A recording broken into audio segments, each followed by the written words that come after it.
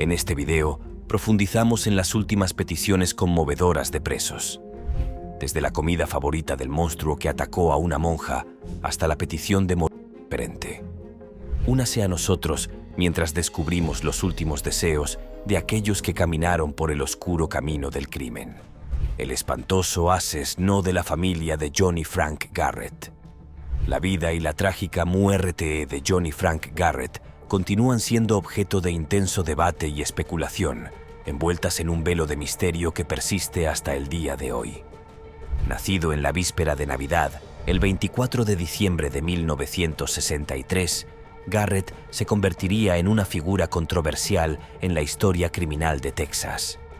Su notoriedad surgió a raíz del brutal asesinato de la hermana Tadia Benz, una devota monja católica que servía en la comunidad de Amarillo, Texas.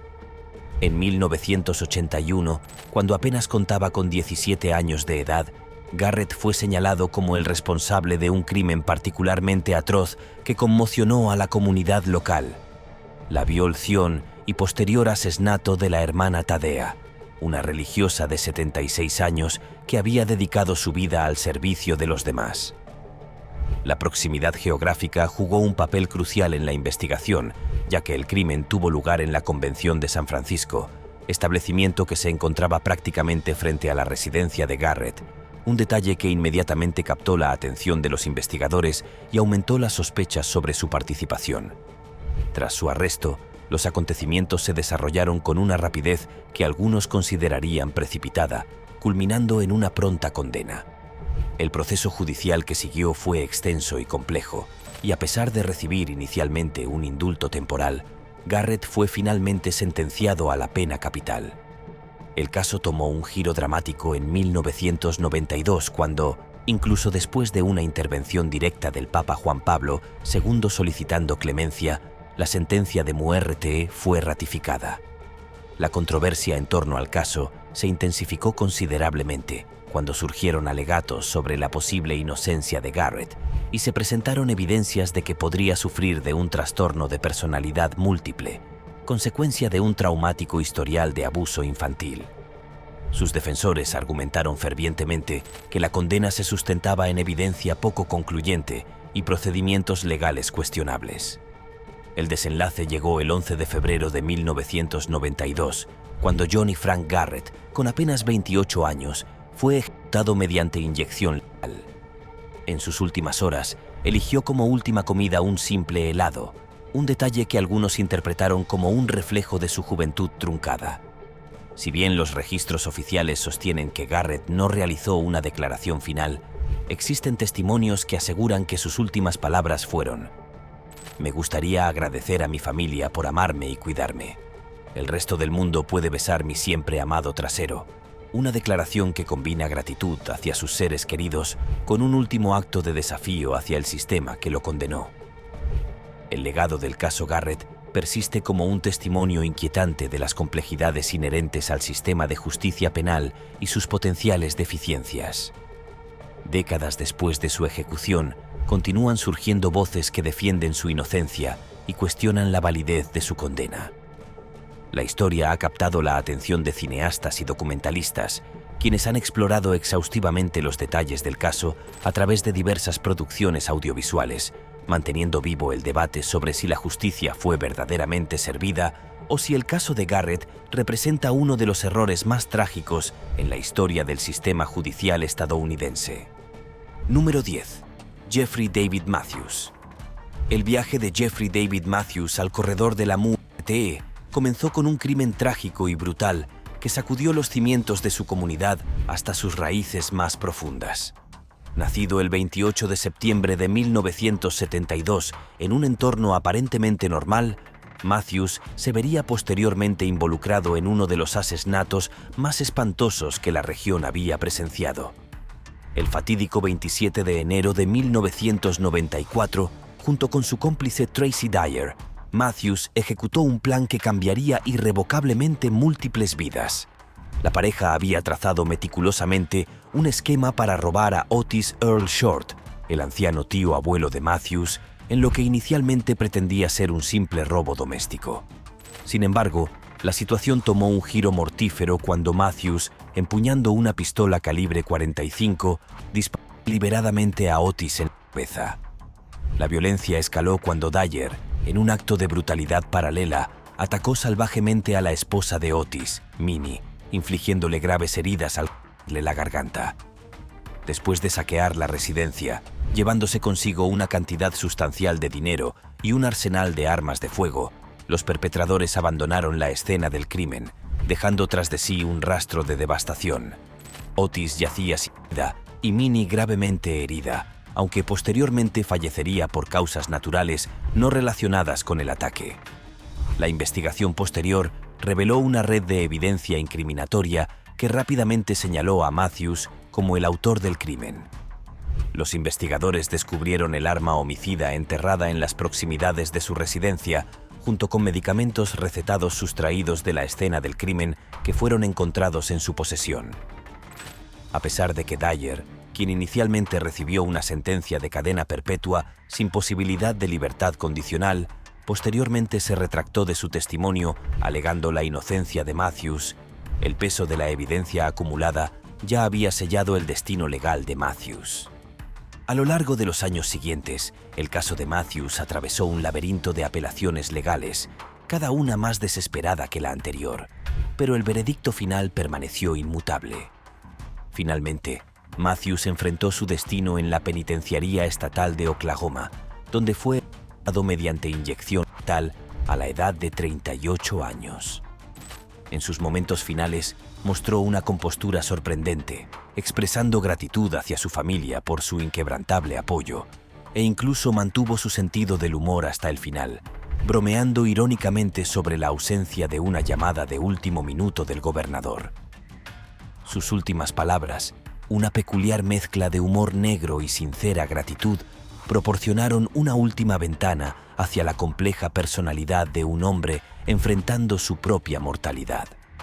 El caso de Matthews, como tantos otros en el corredor de la muerte, continúa generando profundas reflexiones sobre la naturaleza del sistema de justicia penal, la efectividad real de los procesos de apelación y las complejas cuestiones éticas y morales que rodean la aplicación de la pena capital en la sociedad moderna. Número 9. Aileen Wuornos. El nombre de Aileen Wuornos está ligado para siempre a una de las oleadas de crímenes más inquietantes de la historia de Estados Unidos. Nacida en 1956, Wuornos se hizo famosa por su brutal serie de asesinatos que ocurrieron a lo largo de las carreteras de Florida entre 1989 y 1990. Como una de las pocas asesinas en serie femeninas, su caso fue único y horroroso. Wuornos mató a 7 hombres, todos ellos clientes que conoció mientras trabajaba como prostituta. Cada víctima, de entre 40 y 65 años, recibió disparos y fue robada. Wuornos afirmó que estos hombres la habían agredido y que, en su opinión, los asesinatos fueron actos de legítima defensa. Su primera víctima, Richard Mallory, encontró su fin en noviembre de 1989. Wuornos insistió en que Mallory la había violado, lo que provocó su muerte. Este patrón continuó con otras víctimas, entre ellas David Spears, Charles Carscoden y Troy Burris. Los horripilantes detalles de cada asesinato no hicieron más que aumentar su notoriedad. Finalmente, fue capturada después de que un testigo proporcionara descripciones de ella y de su cómplice, Tyria Moore. La huella dactilar de Wuornos se encontró en un recibo de una casa de empeños que la conectaba con la escena del crimen. Después de ser arrestada, Wuornos confesó los asesinatos, presentándolos como actos necesarios para protegerse. Su juicio estuvo lleno de drama, y los expertos en salud mental le diagnosticaron un trastorno límite de la personalidad. A pesar de estas afirmaciones, Wuornos fue declarada culpable y condenada a muerte. Durante más de una década, languideció en el corredor de la muerte en la prisión estatal de Florida. Su comportamiento se volvió cada vez más errático y afirmó que habían manipulado su comida en un intento de llevarla al suicidio. El 9 de octubre de 2002, Wuornos fue ejecutada mediante inyección letal. Sus últimas palabras fueron escalofriantes. Sí, Solo quiero decir que estoy navegando con la roca y que volveré. Como el día de la independencia con Jesús, el 6 de junio. Como la película, con su gran nave nodriza y todo, volveré. Estas palabras insinuaban una creencia en la reencarnación o en una vida después de la muerte, añadiendo otra capa de misterio a su problemático legado. Aileen Wuornos sigue siendo una de las figuras más infames de la historia criminal. Su historia plantea preguntas incómodas sobre la intersección del trauma, el crimen y la justicia. Si te están gustando estos datos curiosos, suscríbete en este momento para no perderte ningún video nuevo. Número 8. Patrick Brian Knight.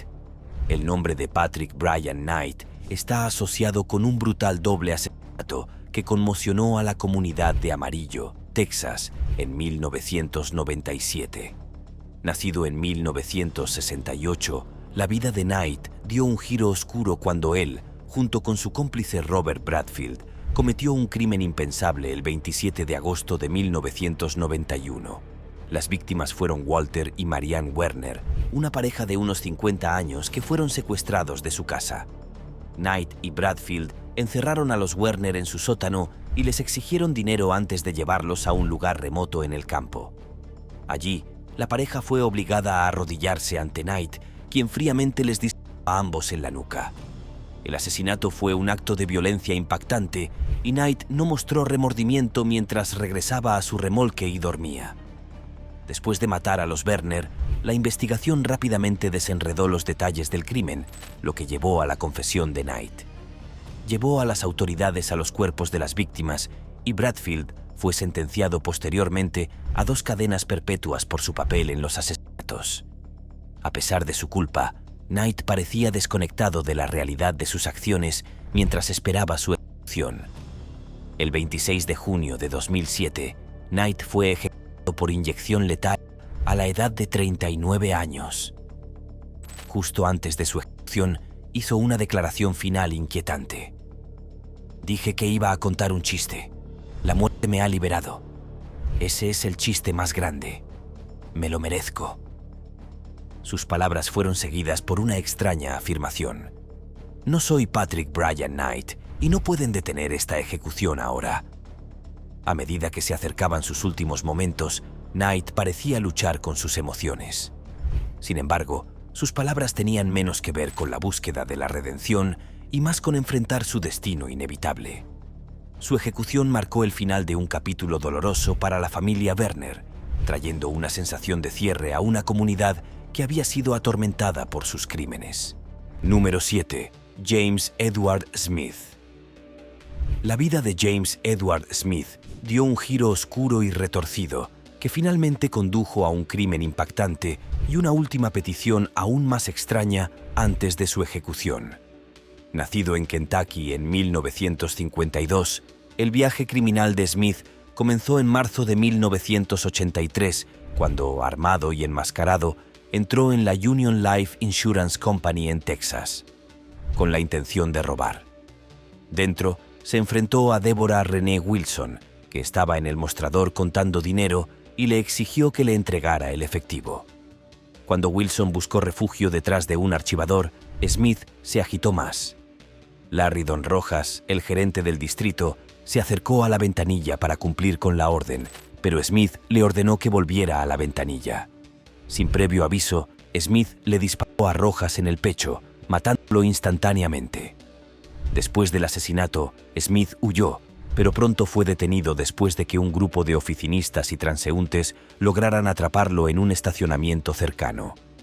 El dinero robado fue recuperado, lo que llevó al arresto de Smith y a los cargos de asesinato posteriores. Su juicio estuvo marcado por un comportamiento extraño, incluido un intento de fuga de la sala del tribunal. En 1984, fue declarado culpable de asesinato y condenado a muerte. Durante el proceso de apelación, la madre de Smith argumentó que era mentalmente incompetente, lo que retrasó temporalmente su ejecución. Sin embargo, en un giro inquietante, Smith, a pesar de sus afirmaciones de inocencia, expresó un fuerte deseo de morir. El 26 de junio de 1990, Smith fue ejecutado por inyección letal. En su declaración final, proclamó su inocencia, pero rechazó cualquier otra ayuda legal y expresó su disposición a ir. Sus últimas palabras hicieron referencia a la creencia Hare Krishna e hicieron alusión a su viaje espiritual, que incluía prácticas de vudú y magia negra. La ejecución de Smith se llevó a cabo a pesar de las pruebas de que su caso debería haber sido revisado por la Corte Suprema, lo que marca su historia como una de las más extrañas y enigmáticas de la historia criminal estadounidense. Si este video te está haciendo más curioso por el mundo, dale like o pulgar arriba. Continuemos. Número 6. Victor Fager. La vida de Victor Harry Fager tomó un giro sombrío y perturbador que culminó en un asesinato atroz y lo convirtió en una figura significativa en los anales de la pena capital estadounidense. Nacido en 1935, Fager atravesó una existencia turbulenta marcada por problemas constantes que eventualmente lo condujo a Dubuque, Iowa, durante el verano de 1960. En esta ciudad, estableció su residencia temporal en una modesta pensión, lugar desde donde comenzaría a tejer su red de engaños y actividades criminales. Con meticulosa premeditación, Fager desarrolló un esquema siniestro que involucraba contactar a diversos médicos de la región, fingiendo necesitar asistencia médica urgente. Esta estrategia culminó en el fatídico encuentro con el doctor Edward Bartels. Mediante un elaborado engaño, Fager atrajo al médico con la falsa premisa de una paciente que requería atención inmediata. Lo que siguió fue un acto de violencia calculada. Condujo al doctor Bartels hasta una ubicación aislada donde, sin contemplación alguna, le dio directamente a la cabeza, terminando instantáneamente con su vida.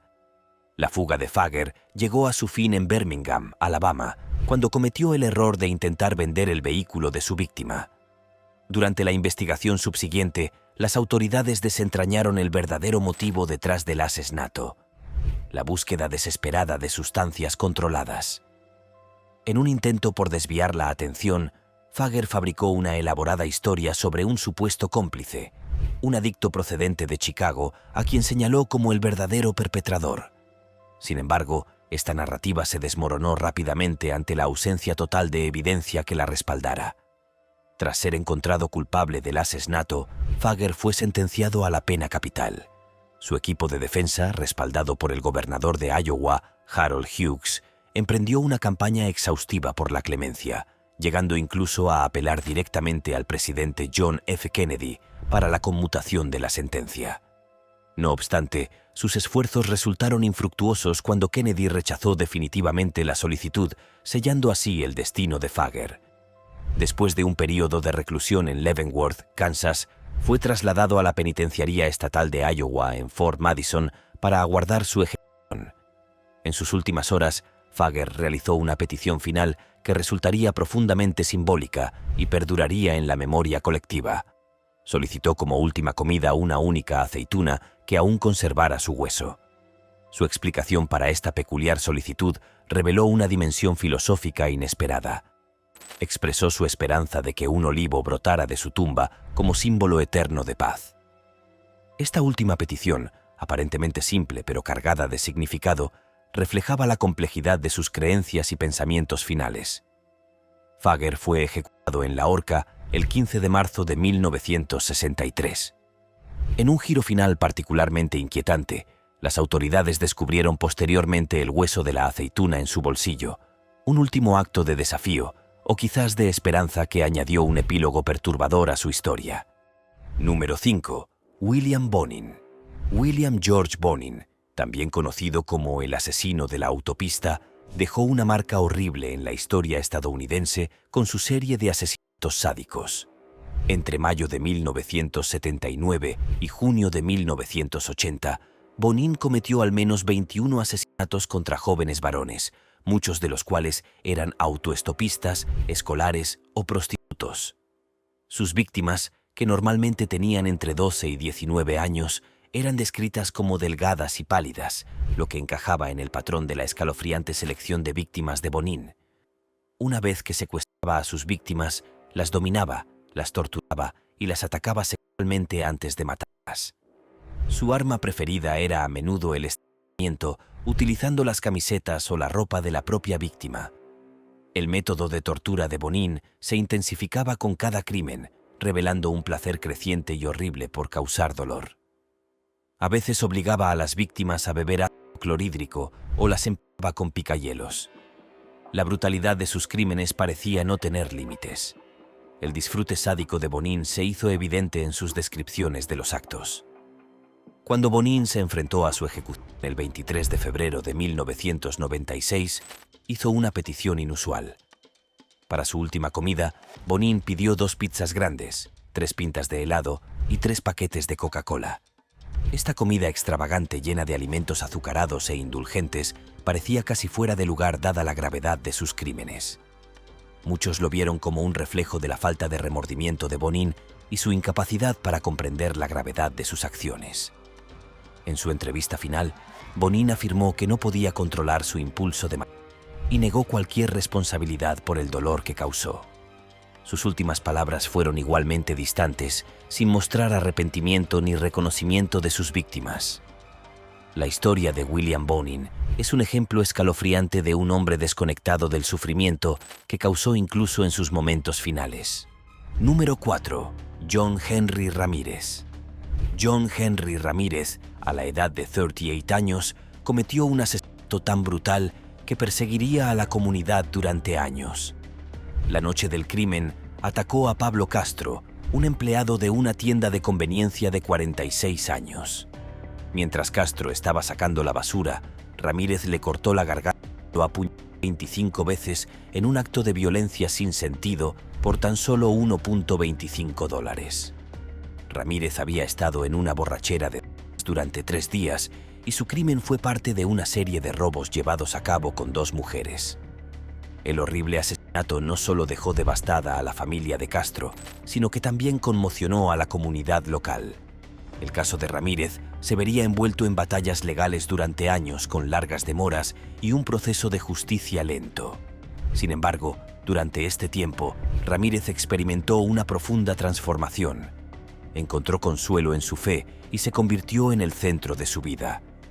A medida que se acercaba a su ejecución, pidió rezar de rodillas antes de su muerte, una súplica profundamente personal de consuelo espiritual. En marzo, la Corte Suprema de los Estados Unidos tomó una decisión histórica que tendría un impacto en su caso.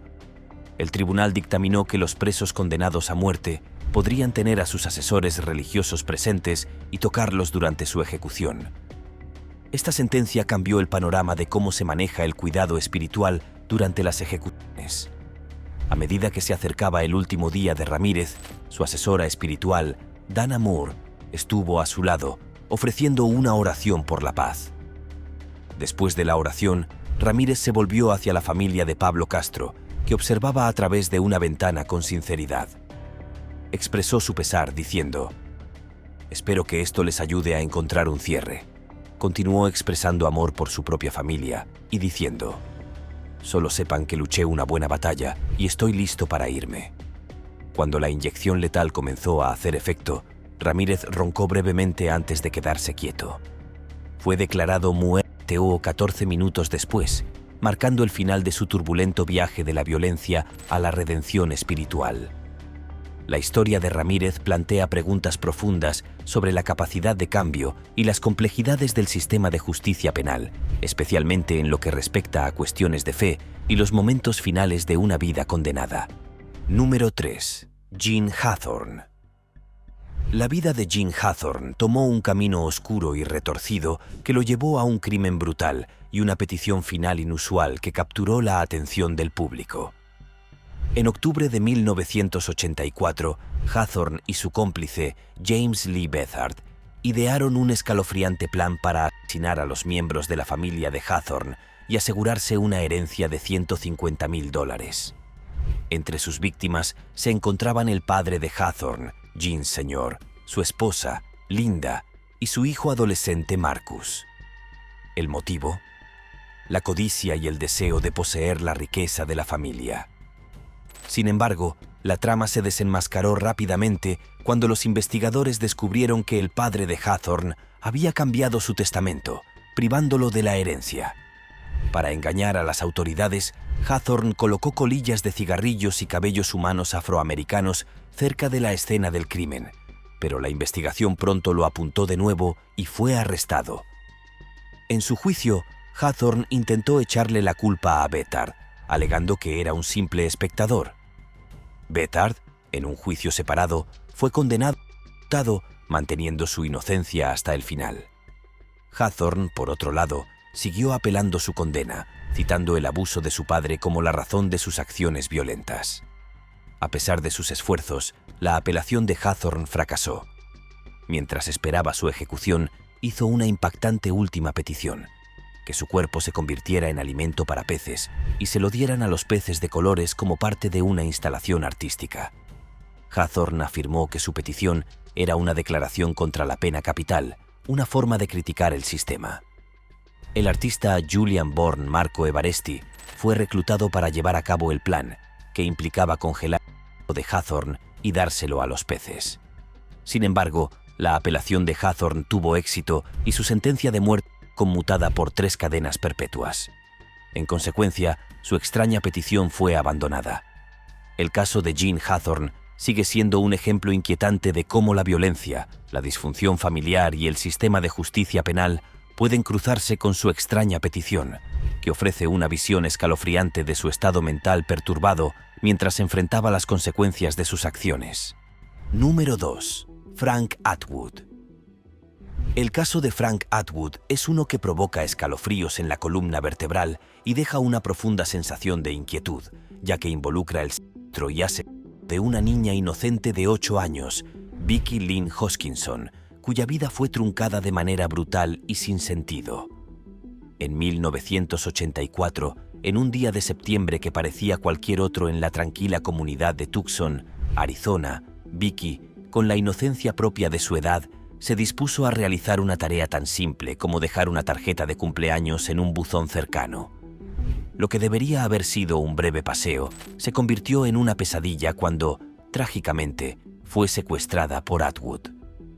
La angustia de la búsqueda terminó meses después, cuando su cuerpo sin vida fue descubierto en la vastedad del desierto, un hallazgo que destrozó las esperanzas de toda una comunidad. El brutal crimen no solo conmocionó a la comunidad local, sino que dejó una cicatriz permanente e indeleble en su familia, alterando para siempre la vida de quienes la conocían y amaban. El viaje legal de Atwood se extendió durante más de 3 décadas, convirtiéndose en uno de los casos más prolongados en la historia del sistema judicial de Arizona. Inicialmente condenado por asesinato en primer grado, su caso se vio empañado por una serie interminable de apelaciones, demoras procesales y suspensiones de la ejecución, cada una añadiendo capas adicionales de complejidad al proceso judicial.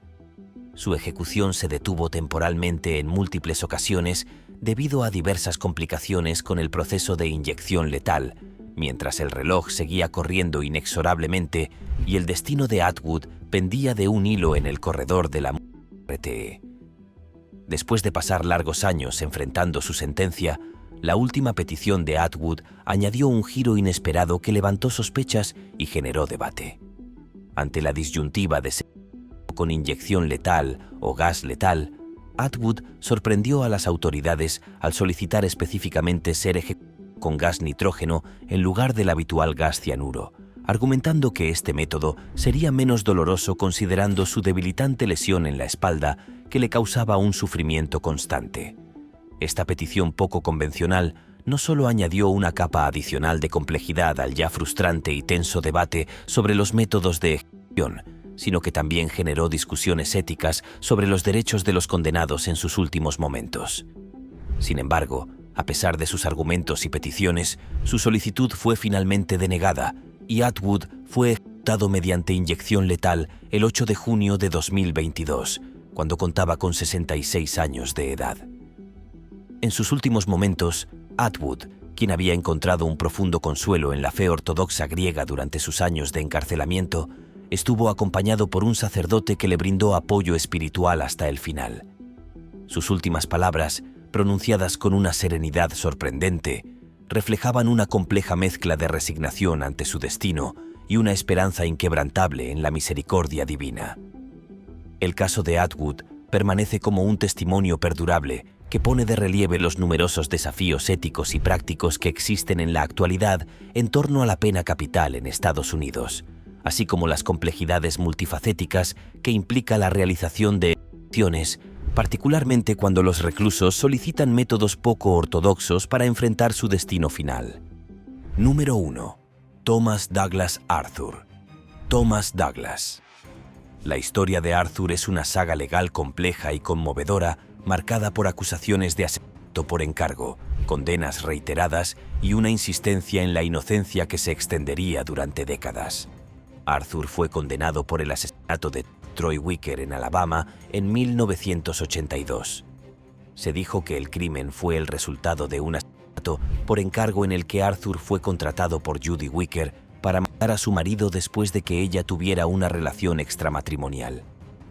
Arthur sostuvo que no estuvo involucrado en el asesinato, alegando que Judy lo había acusado falsamente en un intento de evitar una sentencia de muerte.